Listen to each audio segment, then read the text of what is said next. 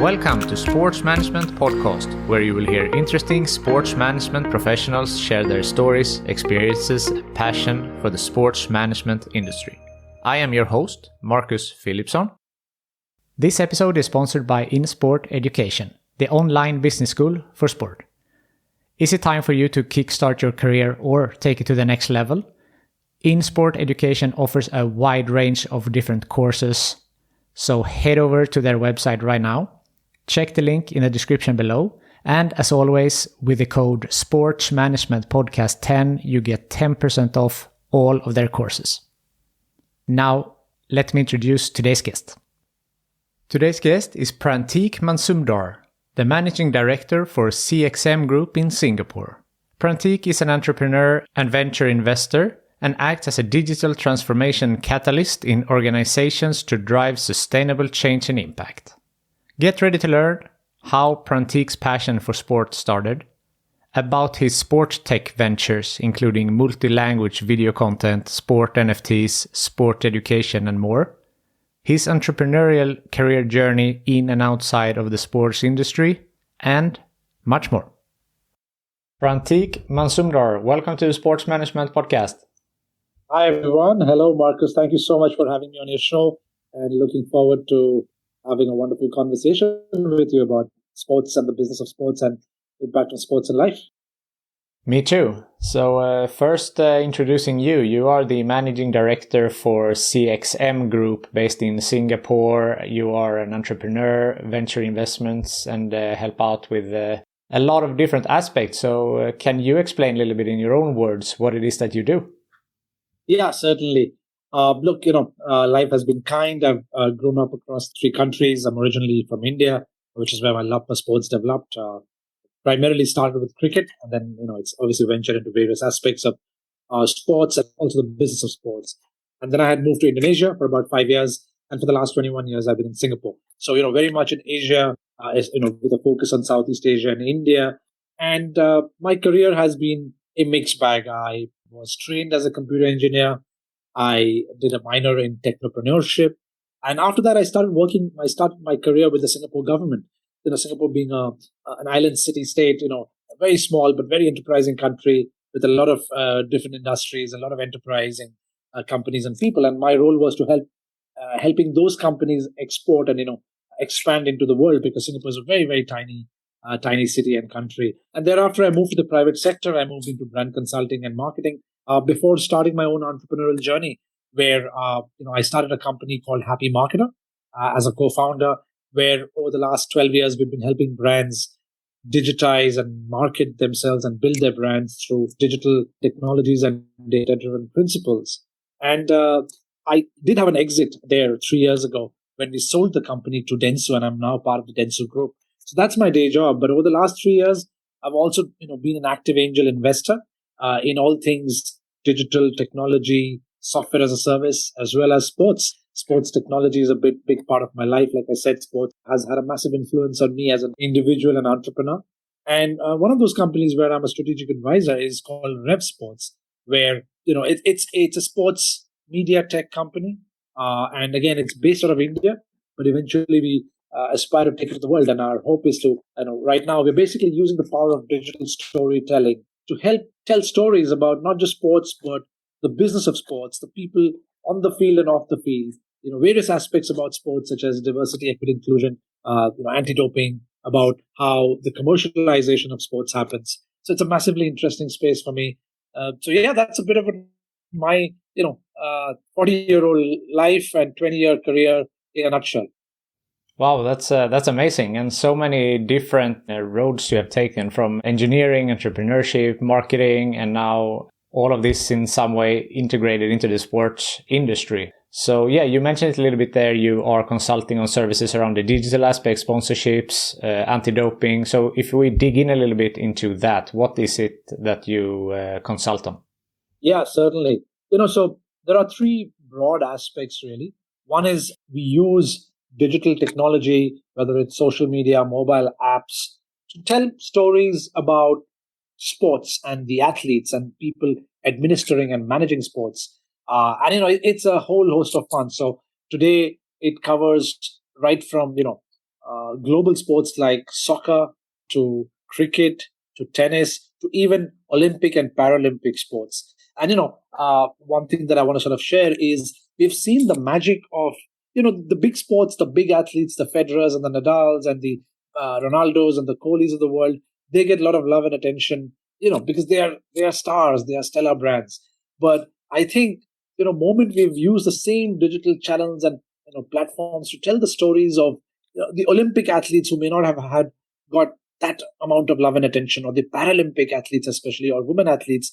It's amazing the impact it has had on the individual in terms of their careers or in terms of their confidence, and also by storytelling they've managed to attract a lot of followership and hence a lot of commercial interest from sponsors. So that's digital storytelling to really tell the behind the scenes, the backstage stories of athletes and people who manage sports and athletes. The second is the whole area of franchise sports, sponsorship, the commercial angle. So we work with a lot of sporting properties, again, in those similar sports, to help connect brands and corporates with the world of sports and athletes. So we sort of advise them on how to bid on certain franchisees, what are the different models to look at, what athletes to look at and what athletes not to look at. Once you sponsor or you buy a franchise, how best to monetize it through various avenues. Sponsorship essentially sort of advising the brands and corporates. And the third is, in terms of corporate social responsibility and microfunding. There are a lot of brands who want to give back to athletes, to sports, or who want to use to help the underprivileged. So, for example, there's an entity called Magic Bus in India. Magic Bus, a wonderful entity, not for profit, which connects brands who want to use sports as a mechanism to give back to society. And the entity sort of takes those funds to not just take care of underprivileged children, but also to use that as a mechanism, to use sports as a mechanism to galvanize kids together, to sort of bring unity, to give them lessons in life, and to show them a path that sports can be a great unifier, can teach you lessons, and it can open up career opportunities. And so we sort of work with organizations like those around the world, where we connect with brands. We work with organizations like those to sort of help them commercialize and help them achieve their objectives. We're also working on an initiative for microfunding. On LinkedIn, Facebook, very often we see posts from athletes who say, "Look, I'm number 10 in the in this particular category, but I'm looking for $10,000 of sponsorship. If I get this, I'll be able to progress my goals in life." And very often we see those posts go viral with 1 million likes. But that sort of probed us, thinking, what if instead of just 1 million likes, through social media we could help raise $100,000 or $10,000 for these athletes? And that's an initiative we're working on. It's work in progress. That can we use the principles of microfunding to allow people like you and me to not just like or comment on posts, but to literally make a contribution of $1, $10, whatever that you can, because that can be a massive game changer for a budding athlete. So yeah, that's a bit of an overview of what we are trying to do at Rev Sports. The last part there, is that kind of a GoFundMe campaign, but for athletes to accelerate their career? You can say so. So, in GoFundMe, that's right. You can put up campaigns, and a lot of athletes have been funded. We're trying to sort of democratizing it, where we're saying we want to look at holistically, where you could get funding from corporates, you could get funding from government bodies, and you can also get funding from individuals like you and me, right? And again, we're trying to try different models, right? That's why I said it's work in progress. That an athlete could put up their sort of campaign and they could get funded for 10,000, 50,000, whatever that is. But I think what we also want to see is beyond the money, what is it that the athlete can achieve or gain from people? You could gain followership. Maybe, again, we also want to look at the other side. What can the audience get? Of course, they feel good when the athlete sort of competes and does well. But, if certain athlete does well in their life, could they sort of get some sort of equity, a minor equity share in his or her eventual gains, right? So GoFundMe obviously has done a great job, and I think the donation model is great. But we also come with the belief that, these can't be sustainable just with a charitable mode. There has to be a commercially sustainable mode. So a lot of corporates, for example, there is a body in India called IIS in sport. It's run by a conglomerate called the Jindals, and they have two arms. There's one arm which picks and backs athletes for 10, 12 years. If you do well in life, if you win medals, and if you get sponsorship, we're going to be your manager for a long period of time, and we'll take 10, 15% fees. So we are saying, why can't we do that at a democratic level where each individual, whoever contributes, gets a minor share? So there's a bit of skin in the game.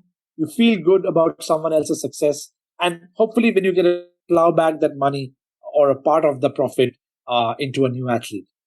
So basically, essentially, you are buying stock into the athletes. That's what you're saying, right? That's right. That's beyond the donations. You can be a equitable part of the athlete's commercial success. That's very interesting. Yes, indeed. We're hoping we can sort of bring this to life because, again, that's the beauty, right? I mean, theoretically, the idea sounds brilliant, but depending on which market you do this, there are legal regulations and challenges to sort of get over because, each market has very nuanced regulation in terms of who do you collect the money from, the KYC, how does the repatriation happen? So in what market do you think that you have the best opportunities to start? Is it in Asia where you are located, or is it in Europe, in North America? Where do you see the biggest opportunities? Right now we're starting with Asia. I mean, India and Southeast Asia, primarily because, again, most of the co-founders are based in this part of the world, India, Dubai, Singapore, Indonesia. Also, we feel, obviously, coming from Asia, we understand, we have the connections and the network, we understand the cultural nuances. And to be honest, compared to many Western markets where I'm sure this could work, we just find that economically, sports and athletes are far behind compared to many in the West. So we think there's a genuine opportunity to make an impact here. So we'll begin with Asia, India, that is South Asia and Southeast Asia. And if all goes well, then we'll look towards the West. That's very exciting. And I know that you're working with some other sports tech ventures, multi-language video content, some NFT work. So can you talk a little bit about those? Yeah, of course. That's the beauty of the digital storytelling component. Today, when we look at the world of sport, everything predominantly is in English or some of the more globally prevalent languages such as French or German or Spanish. But we feel that, I think we want to do two things. We want to democratize the creation of sporting content, which means, why just limit it to a well-known author or a journalist? You and I, maybe we love sports that is not very popular. Maybe it's, some sort of skating or some sort of martial arts, maybe in Japan. And so why can't you and I sort of create content, be it in written form or digital video form, given that all of us have some sort of smartphones in the world today? And why can't we create that in the local vernacular language, right? So that's one of the things that we're trying to do is open up access, allowing people to create content from their respective cities or homes in their preferred language on via a mobile device. And I think technology can allow us to sort of, templatize certain things. It allows us to train people to say, what sort of content will work, what's the ideal time limit. I think a lot of the best practices and standardization can be brought in through AI and technology. But at the end of the day, what we really want is someone sitting in Morocco should be able to access a sporting content on his or her mobile device in a language he or she is comfortable with, for example, right? So that's one, is on the supply side, democratizing because, that's the creator economy we are living in.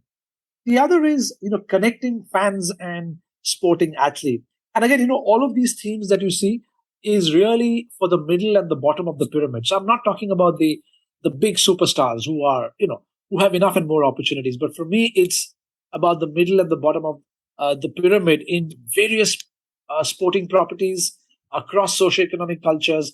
We want to ensure that even if they are niche, they should have, the sports stars should have the opportunity to connect with the fans and also to be able to monetize, because sports is such an industry. Most athletes probably have 5 to 10 years to sort of make their mark. But what happens after that, right? We're likely to live for 80 to 100 years. If an athlete finishes, best case, stretches their career to 40, you still have 60 years to live. And that's where we think using blockchains and NFTs, because not every athlete is going to get a Nike to sponsor them, but we feel we can use digital technologies such as blockchain and NFTs to allow fans to connect with their superstars in their niche sports. We can allow these superstars, the sporting athletes, to create their own NFTs, be it their NFTs of a special moment from their career, or whether it's an image or a video, be it their jerseys. So we want to be able to allow, the whole philosophy is, how do we allow athletes to connect with their niche fan bases? You could just have 50,000 fans, but how can they connect? And how could there be a commercial angle for them to be able to monetize, their talents beyond just what they do on the field? So that's where we sort of, in fact, last year in Christmas, we did an NFT-led auction for women cricketers in India. It's amazing that, cricket is like a religion in India, but it's predominantly for the men's version. In fact, it's only yesterday that finally, after so many years, the cricket body has announced that men and women will earn the same salaries, exactly equal rates for their sports. But the truth of the matter is, whilst that is amazing, that's a game changer.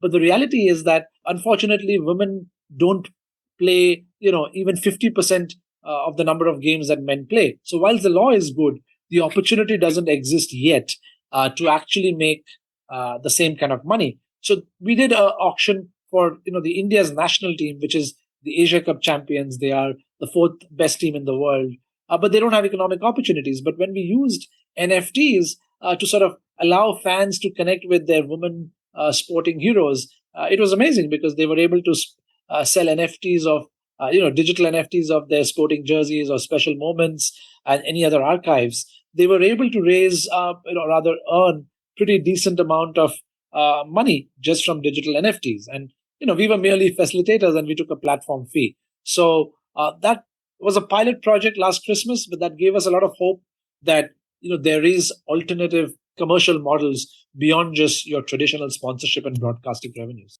Yeah, that's very innovative, and you answered my question in there that you provide a platform, and that was the same for the first part with the connecting between fans and athletes. That's also that what your company is doing is that you provide that platform for the athlete and the fans to interact. That's right. So we are a tech company that provides a platform connecting athletes with brands and fans, because in that whole sporting ecosystem, the four key elements of that ecosystem are the athletes, the governing bodies, the fans, and the brands, right? And our role is to find unique opportunities to connect either two or more, to find economic opportunities which helps all four. So what differs from that platform versus interacting with your fans on, let's say, Twitter or Instagram, for example? Yeah, so I think I'm a big fan of Twitter and Instagram. I think what Twitters and Instagrams have done in the last decade is they've, again, democratized access. And today, a fan can feel that, wow, I can tweet to a Ronaldo, I can tweet to Rapinoe, I can tweet to someone that I adore or idolize. But it's at most a platform where you can sort of communicate, or you can see footages, images, which is great. But I think where they sort of fall short, at least for now, is commercial opportunities. So you've seen platforms like Patreon, where now you can monetize. You can get custom videos. So that's an interesting extension of that. But I don't think beyond communication, these platforms allow for much. For example, getting custom or personalized messages, or being able to shop. Like if I would love to have the opportunity, if I see my sporting hero use a particular equipment or wear a particular jersey, why can't I just click and buy? So social commerce is a huge one. In fact, there is a particular company in India that I'm in. We're in sort of commercial talks with. It's called Achiever. They are basically building India's largest sports social commerce, and the platform allows you to not just interact with your sporting heroes through content. There is a Patreon equivalent to get personalized messages. But for example, and this is not just for Indian athletes. For example, Victor Axelsen, the badminton superstar, if he or she is wearing a particular gear, the platform basically, I can click on the image, I can get a quick metadata about his kit bag, what racket, what socks, what shoes, what hairband, and I can just choose to buy it, right? So I think, to me, the opportunity is personalization of content as well as social commerce. I think those are two areas where the current platforms haven't really gotten into. Of course, they can, these are massively well-funded companies, public listed. They can choose to, or maybe eventually they'll acquire some of these companies that I'm talking about. This area is, it feels endless. It's so many opportunities, and you have dug into quite a few of them. Yeah, sports, again, I personally, again, I could be biased as a lover of sports. Sports is one of those fields in content which is so exciting because, there's nothing close to me, at least for me, in terms of excitement compared to live sports, because of the excitement, because of the uncertainty, because of the vast diversity of sporting options available in the world. And so if you start thinking of sports as a content property that provides excitement, inspiration, I just think now the question begs is, what are the different commercial opportunities available? Because if you look at any sporting property, there broadly been four revenue models. Either, gate revenues for seats, which are always limited because you can only have 20,000, 50,000, 100,000 people watching live. Of course, then you have digital broadcast OTT, which has completely changed the economics of many sporting properties. Then you have brand sponsorship and merchandise. So these are four, but I think there can be more. Like I said, those two or three examples, whether it's video storytelling, whether it's social commerce, whether it's, of course, there are many legal betting or fantasy gaming platforms that have come in. So I think we are seeing the emergence of just different business models, which are not just the beauty for me in terms of technology and digital is not just to chase for the big, well-known sports or the big athletes. It's about tier two, tier three, tier four. And I think that's where it'll take time because at the end of the day, attention spans are limited and there is a bit of a volume play. But yeah, I think that's the opportunity for the next couple of decades at least. Yeah, for sure. And you mentioned attention span, and one other venture is sports education. So is that online classes, something similar? That's right. The idea really came about, again, from a personal experience. Growing up when I was 15, if you asked me what was my dream or hope, my dream and hope would have been to play cricket for India, for example, right? But very soon I realized I wasn't good enough or I didn't have the right opportunities. But my love and passion for sports and cricket remained. But I had no idea, what do I need to do to become a sports lawyer or to become a sports journalist or a sports commentator or a sports marketer? And to me, that's a massively missed out opportunity. So that's the other thing. We said, look, today you have the Coursera's of the world, you have the YouTubes of the world. The idea is, how do we get the right sporting curriculum, personalized and in bite-sized format, accessible to people around the world? And of course, there are various models to monetize it, as we have seen with the likes of Udemy and Coursera. It could be subscription-led, advertisement-led, etc. But what really matters there is, not just the content or the curriculum, but in any education business, there has to be good curriculum, good teachers, certification that's credible, and there has to be a linkage to. It's not just good enough to have a certification, but what happens next? Can there be access to internship and employment opportunity? So that's what we're working towards. We are in talks with professors, folks from well-known universities in Cambridge, Oxford, and in the US. There's already a lot of literature and content in terms of sports, some of the sporting domains I spoke about. But now the job is to sort of make that into relevant, accessible curriculum. That's one part of it. Then, of course, to partner with some of these legitimate, well-known, credible institutions who can then sort of provide certifications. And then the third one would be, how do you sort of convert that certification into some sort of opportunity for employment? Because, a degree alone is not good enough. So, that's the other leg, that we're sort of working towards. Again, we're starting with this part of the world in Asia, but I just think this is a massive opportunity because, you just need talent. As the sporting ecosystem grows, you need qualified talent across so many domains in the world of sport.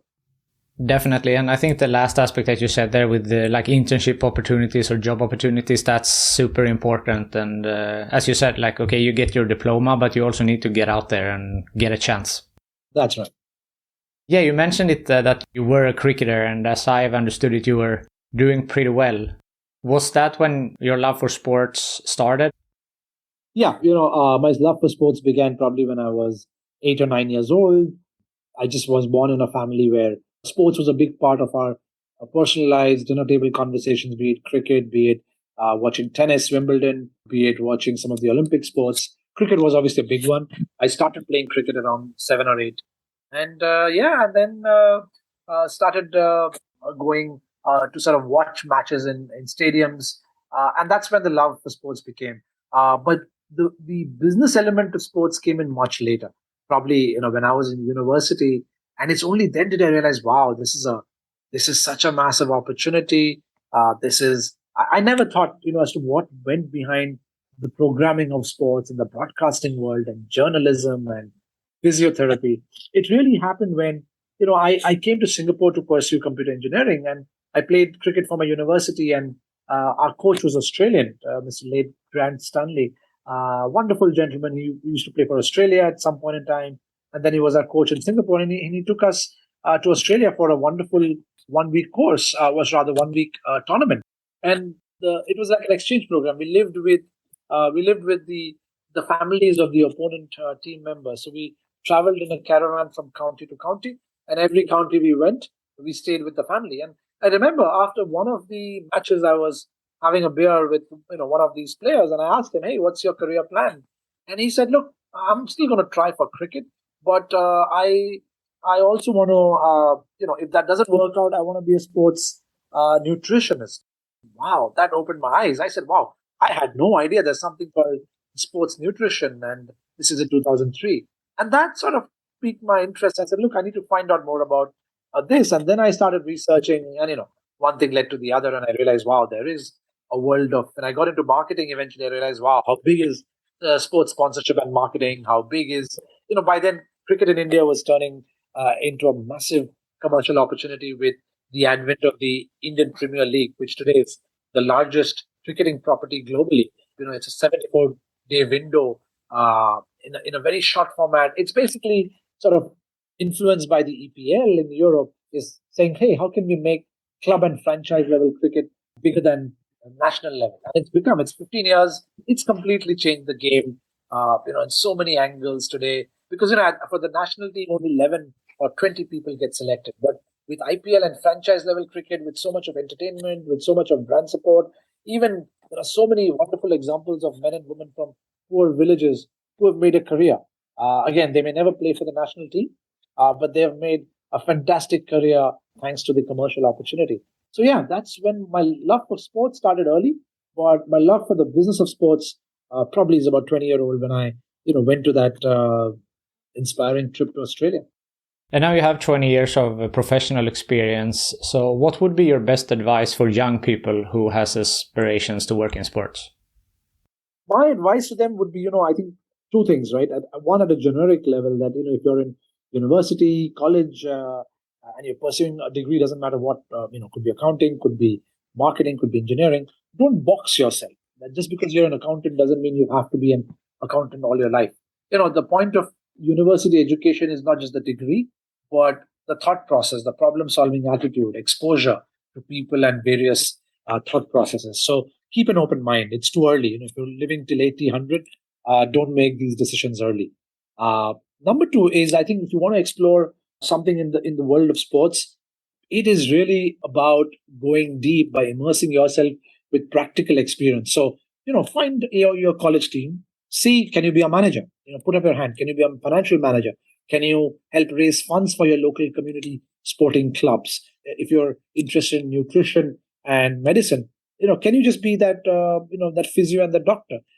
Or can you sort of, do some internship under a regulated doctor to understand what goes into sports nutrition? So I would say, degrees are fine, but really try and get as much exposure as possible in your first 5 formative years of university or just after university to just get some pragmatic experience. The last thing I would say is what really helped me is doing some primary research on what I call the value chain of the sports industry. And I wish I had done this earlier in my life. It's only, when I came through some reports from Deloitte and PwC on the sporting industry. Till I read those reports, I never understood how sports got funded, how did players make money, who is paying, what are the revenue models. So one thing that, a simple tip is, this is just at your fingertips on Google. Just Google sports industry report, McKinsey or PwC or Deloitte. Every year they publish a wonderful report, and this will give you a very good understanding of which are the largest sporting leagues in the world, who are the financial backers, what are the business models. And if you study and follow this every year, I think your eyes and ears will, and your mind will open up, and you'll be like, wow, I never had an idea that crypto or NFT had a linkage with sports. Oh wow, I didn't know what blockchain could do in the world of sports. So it's really about exposure through broad primary research and reading, and also to couple that with some pragmatic experience on the ground. So that would be my advice for any young, budding talent who wants to explore a career in sports. And fundamentally, keep playing or watching sports, keep that passion alive. Because if that passion is there, that will ignite a lot of joy and inspiration as you sort of figure out eventually what's your calling in the world of sports. Yeah, that's great advice. And if you have had a long career, it's seldom a straight line. So have you experienced any bumps on the road in your career? And if so, how did you overcome them? Oh, absolutely. I mean, bumps are and that's the beauty, right? Play sports. One of the biggest lessons from sports is you fail more often than you succeed. You take a look at any super athlete, whether it's Muhammad Ali, whether it's Magic Johnson, whether it's Jordan, whether it's Kohli in cricket, it's ebbs and flows. And you probably fail more often than you win. And the lesson there is, look, you've got to follow the process. You've got to believe in your process, keep improving the process, show up, especially when you're failing, and your time will come. You may not become a superstar, but the idea is to achieve your potential, to live to the best of your ability, right? And so by playing and watching sports, that definitely helped. And so there were, a couple of bumps that comes to mind is, especially as an entrepreneur, funding is a challenge. Or, when you lose big clients, like I still remember July 5th, 2015, a big lesson in my life was we had a client, an education client in our digital marketing business. And it was great. For 5 years, they were our largest client. But one fine day, 5th July, we were called and we said, look, we are going to change agencies and, we don't need your services anymore. It was an amicable exit, but it was a heartbreaking one because what we didn't realize was we had let that particular client become 50% of our revenues. So there was no risk management, right? And suddenly, when we lost that business for 6 months, we had to sort of really scramble our way. We had to sort of get new clients. And of course, it was a great learning lesson that, never again will we allow one client to go beyond 15 or 20% of our revenues. So the whole element of risk management came in, right? So that was a big lesson. There was also a lesson in terms of, losing pitches, right? We thought, and this happens, every year, that we think this is our best effort, best pitch. But again, it makes you humble and to realize that, look, there are certain things in your control and there are certain things not in your control. We've lost some very good pitches, not because of anything else, but, because the client had other aspirations, or maybe our pitch was good, but our relationship was great. And that also, is a humbling opportunity. It sort of makes you realize that in life, like in sports, there are a lot of things not in your control. So focus on the process is what I always say. If you're playing, let's say, soccer, or if you're playing cricket, it's a ball sport. Look at the ball. You focus on what's in your control. When you have the ball, can you dabble and dribble and can you control that? But, when it's not in your control, don't fret too much about it because you can't do much, right? But the biggest lesson is whether you win or lose, celebrate, feel bad, but next day, come back to your practicing ground, focus on your process, focus on, the smaller things of nutrition and exercise, things that, don't, it doesn't feel that nutrition and exercise and sleep have a direct correlation, but we all know that they do. They're part of the process. So yeah, that's been my lesson over my 20-year corporate and startup career. Yeah, I think that's great advice. And as you said, you always, even if you fail, you always learn something, right? That's right. In fact, there is no failure. It's you either win or you learn. And if That's you what have they that say. mindset, that's what they say. And I believe in that cliche.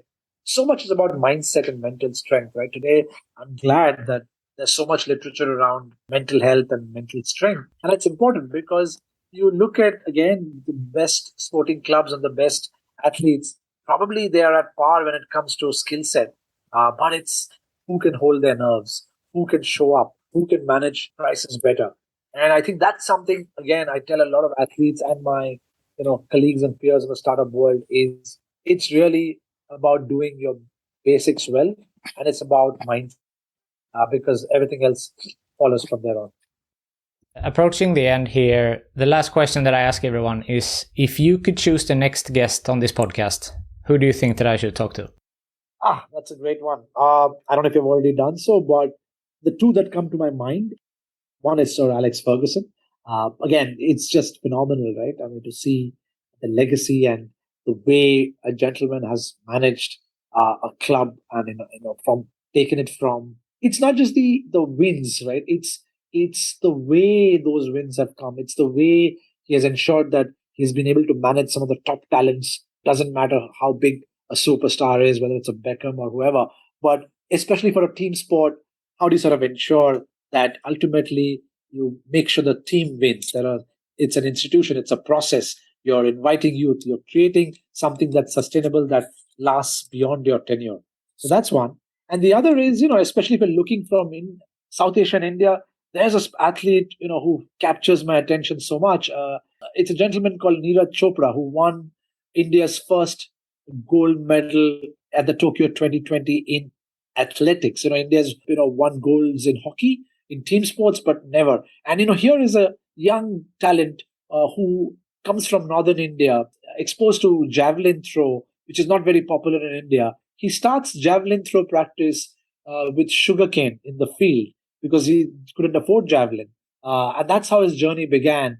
And over the last decade, he's obviously become a rock star now. He's been not just winning at the Olympic, but various other diamond leagues. And what's amazing is he is with every tournament, he is improving his personal best. And that's what's exciting to me is consistency, keeping the hunger alive, and inspiring a generation in a country, in a sport where javelin is not a big sport in India. But I think to me, his rise, it symbolizes the rise of talent from non-urban India, from the belts that don't really speak English that much, who don't have too many career opportunities. It makes you believe that whether you want to be a sports person or not, you can achieve and you can live up to your potential. So yeah, these two come to my mind if you can ever interview them. Yeah, that's great names, and both of them would be fantastic guests. Prantik, thank you so much for taking the time to be on the Sports Management Podcast. It's been a pleasure. Thanks, Marcus, for engaging me in this beautiful discussion. Not just about sports and athletes, but about what goes on beyond the field, the people who manage. And again, kudos to all of these people who make sure that we get to see sports, experience sports. It's such, like I said, I'll end by saying that, in life, there are very, very few things that are as exciting and inspiring as live sports. Kudos to the athletes, their families, and the people who manage the show behind the shows. And kudos to you for doing shows like this, which bring such wonderful content about sports and the business of sports. So thank you so much, Marcus, for having me, and wish everyone all the best. Thank you for listening to the Sports Management Podcast. Please hit the subscribe button so you don't miss out on any upcoming episodes. Also, feel free to leave a comment about what you thought about this episode. If you want to get in contact with me, send an email to sportsmpodcast@gmail.com or hit me up on Facebook, Twitter, or Instagram @sportsmpodcast.